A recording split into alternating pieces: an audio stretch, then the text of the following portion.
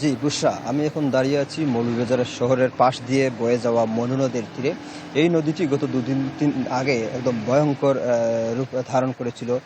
পাড় ভেঙে মানুষের বাড়িঘর অনেকটা বলা চলে ভাসিয়ে নিয়ে যায় এবং বন্যা আসলে ব্যাপক ক্ষতি হয়। কিন্তু এখন এই নদীটি অনেকটা শান্ত। গতকালকেও এই চাঁদনীঘাট পয়েন্টে বিপদসীমার 50 সেন্টিমিটার উপর দিয়ে পানি প্রবাহিত হলেও আজকে কিন্তু বিপদসীমার 44 সেন্টিমিটার নিচ দিয়ে প্রবাহিত হচ্ছে। একইভাবে মনু নদের মতো মৌলভীবাজারের যে অন্যান্য যে নদীগুলো রয়েছে, মনু, ধলাই, কুশিয়ারা এবং জুড়ি নদী, প্রত্যেকটি নদ নদীর পানি কিন্তু বিপদসীমার অনেক নিচ দিয়ে প্রবাহিত হচ্ছে। ফলে ধলাই নদীর যে কমলগঞ্জ অংশের ভাঙন এবং মনু নদীর যে ভাঙন রাজনগর অংশে, সেই ভাঙনগুলো দিয়ে কিন্তু পানি লোকালয়ে প্রবেশ করা বন্ধ হয়েছে এবং লোকালয়ে যে পানিগুলো প্রবেশ করেছিল সেগুলো কিন্তু ধীরে ধীরে নিম্নাঞ্চলে চলে গেছে।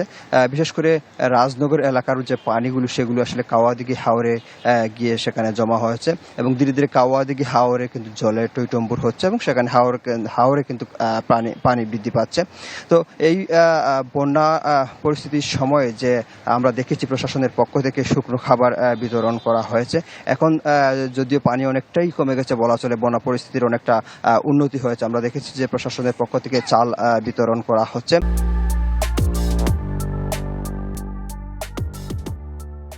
বিভিন্ন স্থানে এবং প্রশাসনের পাশাপাশি অনেকে ব্যক্তি উদ্যোগে বিভিন্ন ধরনের ত্রাণ তৎপরতা দিচ্ছেন।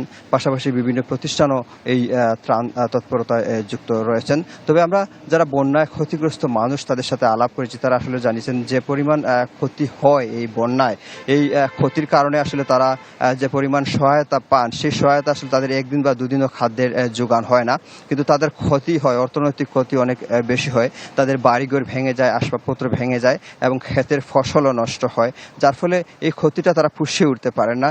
এবং এই রাজনগর অংশ এবং যে কমলগঞ্জের যে ধলাই নদীর যে অংশ, সেই অংশগুলোতে আসলে প্রতি বছরই দেখা যায় যে কোনো না কোনো স্থানে ভাঙন দেখা দেয় এবং এই অঞ্চলের মানুষ বন্যা কবলিত হয়, তাদের বাড়িঘর ভেঙে যায় এবং তারা দাবি জানিয়েছেন যে মনু নদ এবং ধলাই নদীর যে পাড়, যেগুলো দুর্বল বাঁধ রয়েছে, ঝুঁকিপূর্ণ বাঁধ রয়েছে, সেগুলো যদি স্থায়ীভাবে মেরামত করা হয় তাহলে এই প্রতি বছর বছর এই যে বন্যা, এই যে দুর্ভোগ, এই দুর্ভোগ তাদের পোহাতে হতো না।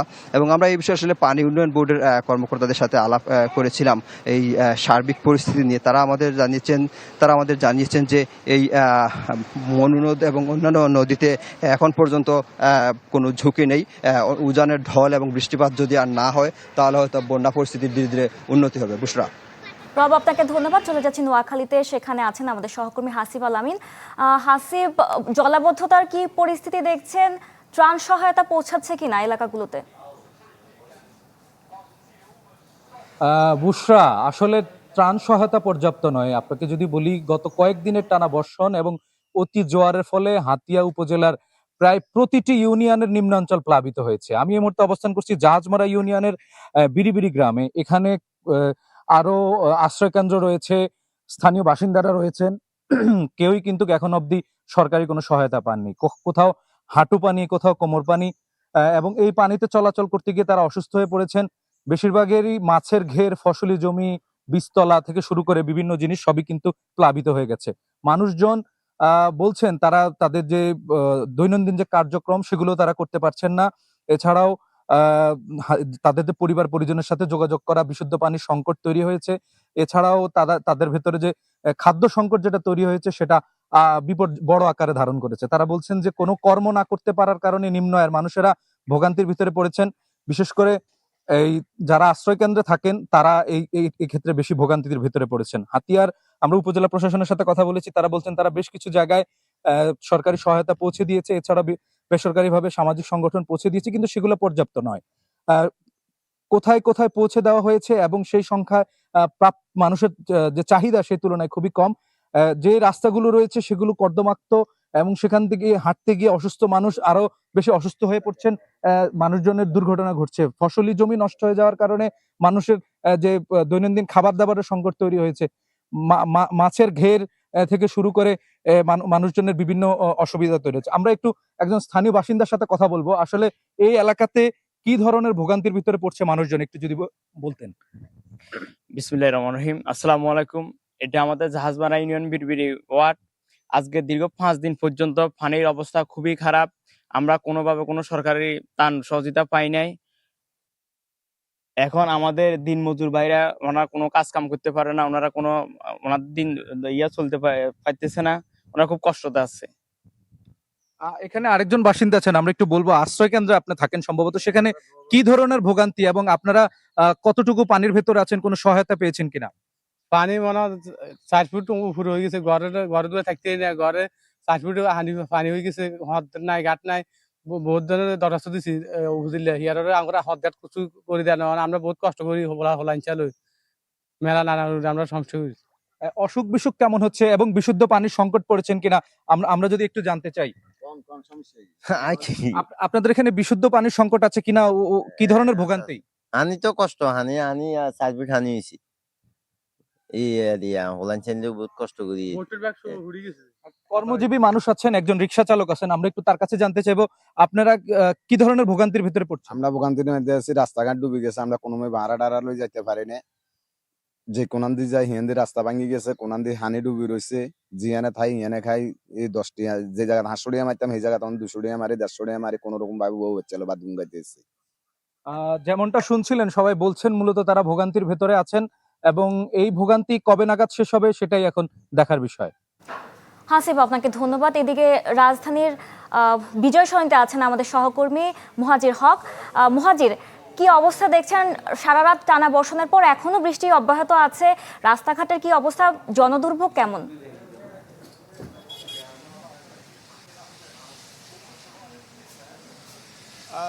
বুশরা, এই মুহূর্তে রাজধানীতে এখনো বৃষ্টি হচ্ছে এবং আপনি দেখতেই পাচ্ছেন যে রাজধানীর এই বৃষ্টি সকাল থেকে, এবং সকাল থেকে বৃষ্টির যে অবস্থা ছিল সেটাতে বলা যায় একেবারে নাকাল এই রাজধানীবাসীর জনজীবন।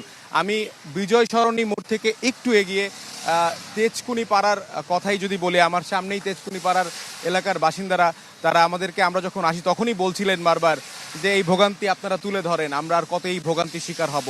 এই বৃষ্টি হলে এই রাস্তার অলি গলি সব পানিতে তলিয়ে যায় এবং মূলত কালকে থেকেই তারা এই ভোগান্তিটা আসলে পোহাচ্ছেন এবং এই বৃষ্টিটা এরকম থেমে থেমে হচ্ছে কিছুক্ষণ পর পর, এবং টানা বৃষ্টি যে হচ্ছে তার আসলে থামার কোনো নাম নেই, যে কারণে নগরবাসী বেশ ভালো ভোগান্তিতে পড়েছেন। আমরা অনেকের সঙ্গেই কথা বলেছি, বিশেষ করে যারা সকালবেলা যেসব অভিভাবকরা তাদের সন্তানদের নিয়ে স্কুলে যান, তারাও কিন্তু বেশ আসলে বেগ পোহাতে হচ্ছে। আমরা দেখতে পাচ্ছি অনেকেই তাদের সন্তানদের নিয়ে স্কুলে যাচ্ছেন, প্রায় অনেকটাই আসলে হাঁটু পানি বলা যায়, হাঁটু পানি তারা পার হয়ে তারা যাচ্ছেন। রাজধানীতে এই বৃষ্টি বাদলের কারণে সকাল থেকে যারা বিশেষ করে যারা চাকরিজীবী মানুষ রয়েছেন তাদেরও কিন্তু সেই একই অবস্থা রয়েছে। আমরা নিজেরাও একই ভোগান্তির মধ্যে আছি।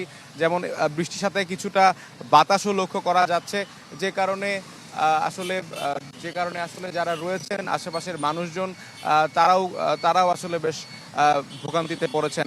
এখানে বিশেষ করে সাধারণ দিন আনে দিন খায় এরকম মানুষজন যারা রয়েছেন, তারা কিন্তু আমাদেরকে তাদের ভোগান্তির কথা জানাচ্ছিলেন যে এই বৃষ্টি হলেই অলিগলিতে যে পানি উঠে যাচ্ছে, সেখানে স্থানীয় সরকার বা সিটি কর্পোরেশন তাদেরকে তারা একটা দায় দিচ্ছেন যে এরকমভাবে তো পানি ওঠার কথা না। পানি আসলে কেন উঠছে এবং সেই পানিটা কেন বেশিক্ষণ থাকছে, তাদের এই অভিযোগটা কিন্তু রয়েছে। সেই জায়গা থেকে তারা বারবারই স্থানীয় সরকার কিংবা সিটি কর্পোরেশন সেই জায়গাতে তারা প্রশ্ন তুলছেন এবং এটা নিয়ে তারা আরও সতর্ক হবার কথা বলছেন, সজাগ দৃষ্টি দেওয়ার কথা বলছেন। এবং এখন কেবল সকাল 9টা বাজে এই সময়টাতে বিশেষ করে অফিসের যারা রয়েছেন, চাকরিজীবী যারা রয়েছেন, তারা কিন্তু এই সময়টাতেই মূলত বের হন। অনেকেই এই বৃষ্টির কারণেই বের হতে পারছেন না। বৃষ্টি আসলেই সকাল থেকেই আমরা দেখতে পাচ্ছি যে এই বৃষ্টির এই অবস্থা কিন্তু ঠিক একই রকম, থেমে থেমে ঝিরিঝিরি বৃষ্টি হচ্ছে। খুব যে জোরে বৃষ্টি হচ্ছে বিষয়টা এরকম না, কিন্তু বৃষ্টি হচ্ছেই। আমরা সারা দেশের খবর শুনছিলাম, সেখানে যে অবস্থা রাজধানীতে কিন্তু এর প্রভাবটা আসলে রয়েই গেছে। আপনারা দেখতে পাচ্ছেন যে সকাল থেকে এই অবস্থায় এই চাকরিজীবী যারা মানুষ রয়েছেন তাদের হাঁটা চলা, তাদের অবস্থা কি পরিমাণে রয়েছে। আবহাওয়া অফিস থেকে আমরা যতদূর জানতে পেরেছি এবারের সর্বোচ্চ বৃষ্টিপাত রেকর্ড করা হয়েছে এবং যেটা এবারই প্রথম। এবং এখানকার বিশেষ করে আমরা রাজধানীর শুধু এই বিজয় সরণি না, আমরা যখন আসি এর পরপরই আমরা দেখতে পেয়েছি যে আশেপাশে ফার্মগেট থেকে শুরু করে পান্থপথ, এই এলাকার বিশেষ করে রাজাবাজার, শুক্রাবাদ, এই সমস্ত যে এলাকাগুলো রয়েছে সেই এলাকাগুলোতেও কিন্তু একই দশা এবং চিত্রটা একেবারেই এক। এবং সেখানে ওই হাঁটু সমান পানি এবং এটা অতিক্রম করেই সাধারণ মানুষের চলাফেরা করা লাগছে। ভোগান্তির চিত্র আসলে বুঝতে সব জায়গার একই অবস্থা, তবে জনগণ, সাধারণ মানুষ যারা রয়েছেন তারা দ্রুত এটা আসলে পরিত্রাণও চান। মুহাজির, আপনাকে ধন্যবাদ।